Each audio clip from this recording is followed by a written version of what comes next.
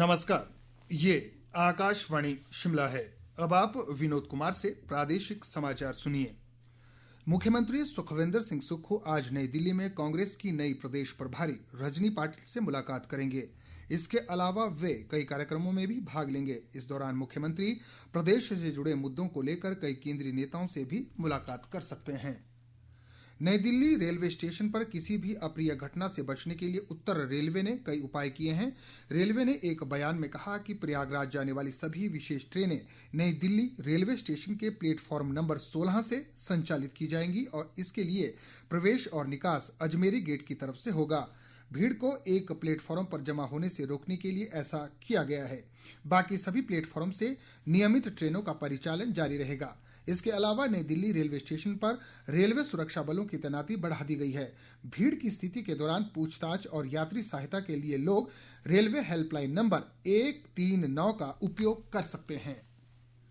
चंबा जिला के home stay संचालक संघ ने सरकार द्वारा हाल ही में बढ़ाए गए होम स्टे पंजीकरण शुल्क का विरोध किया है। इस संबंध में आयोजित संघ की बैठक में होम स्टे संचालकों ने कहा कि जिला में करीब 300 होम स्टे हैं, जिनमें 70 ऐसे होम स्टे हैं जहां पर पर्यटकों की आवाजाही न के बराबर है। उन्होंने कहा कि इसके अलावा अन्य होम स्टे में भी बहुत कम पर्यटक पहुंचते हैं और ऐसे में सरकार को पंजीकरण फीस बढ़ाने सहित अन्य जटिलताओं को समाप्त करना चाहिए। होम स्टे संचालकों ने सरकार से मांग की है कि नई होम स्टे नीति के बारे में दोबारा विचार कर संचालकों को राहत पहुंचाई जाए। मेरा नाम यति है और मैं Chamba valley glamping home stay से रन करता हूं और अभी मैंने लगभग 5-6 महीने पहले ही ये होम स्टे ओपन किया है। हिमाचल टूरिज्म ने जो नई पॉलिसीज़ निकाली हैं उनमें जो इन्होंने होम स्टे को एक रजिस्ट्रेशन के लिए जो किया है वो अपना जो एक कमर्शियल यूनिट होता है उस हिसाब की पॉलिसीज़ होम स्टेज के लिए निकाल ली हैं। तो ये मेरे हिसाब से गलत है होम स्टेज के लिए, क्योंकि अगर लोकल एक कल्चर को अगर आप प्रमोट करना चाहते हैं तो मेरे हिसाब से ये पॉलिसीज़ को थोड़ा सा रिकंसिडर करना चाहिए। फास्टैग का नया नियम आज से लागू हो गया है। इसके तहत जिन भी यूजर के फास्टैग में कम बैलेंस, भुगतान में देरी या फिर फास्टैग ब्लैकलिस्ट होगा, उन पर अतिरिक्त जुर्माना लगाया जाएगा। इस नियम को लागू करने के पीछे सरकार का उद्देश्य फास्टैग में होने वाली परेशानी के कारण टोल पर वाहनों की लंबी कतारों को कम करना है। भारतीय राष्ट्रीय भुगतान निगम के ताजा आंकड़ों के अनुसार दिसंबर में फास्टैग लेन देन की संख्या 6% बढ़कर 38 करोड़ 2 लाख हो गई है। प्रदेश सरकार ने सरकारी स्कूलों में टीचिंग डे बढ़ाने के साथ साथ बैग फ्री डे शुरू करने का निर्णय लिया है।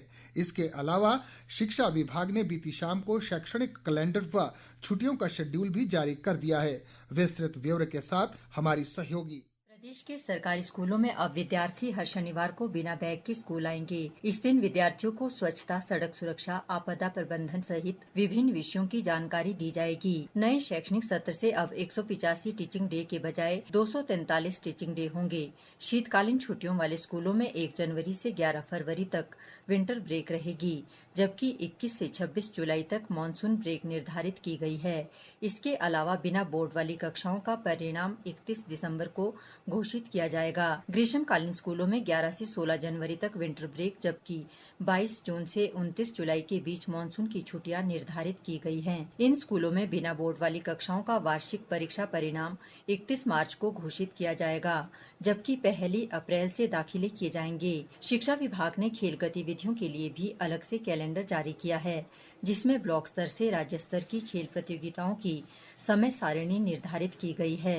प्रादेशिक समाचार के लिए समाचार कक्ष से मैं पुष्पा ठाकुर। कांगड़ा जिले के पौंग बांध में जल्द ही जल क्रीड़ा गतिविधियां शुरू की जाएगी। उपायुक्त हेमराज बैरवा ने बताया कि पौंग बांध क्षेत्र में अब पर्यटक मोटर बोट की सवारी, क्रूज, नौका अनुभव और रोमांचकारी राइड का लुत्फ उठा सकेंगे। उन्होंने बताया कि पौंग बांध क्षेत्र में पर्यटन की अपार संभावनाएं हैं और जल क्रीड़ा ऑपरेटर की चयन की औपचारिकताएं पूरी कर दी गई है। उपायुक्त ने कहा कि बांध के पानी को प्रदूषण मुक्त रखने के लिए भी हर संभव प्रयास किए जा रहे हैं। राजधानी शिमला सहित प्रदेश के अधिकांश भागों में आज मौसम साफ बना हुआ है। हालांकि मौसम विभाग ने 18 फरवरी से राज्य में वर्षा और बर्फबारी की संभावना जताई है। विभाग ने 22 फरवरी तक राज्य में मौसम खराब रहने का पूर्वानुमान लगाया है। इस दौरान ऊंची चोटियों पर हिमपात जबकि अन्य इलाकों में वर्षा होने की संभावना है। इसके साथ प्रादेशिक समाचार का ये बुलेटिन समाप्त हुआ। नमस्कार।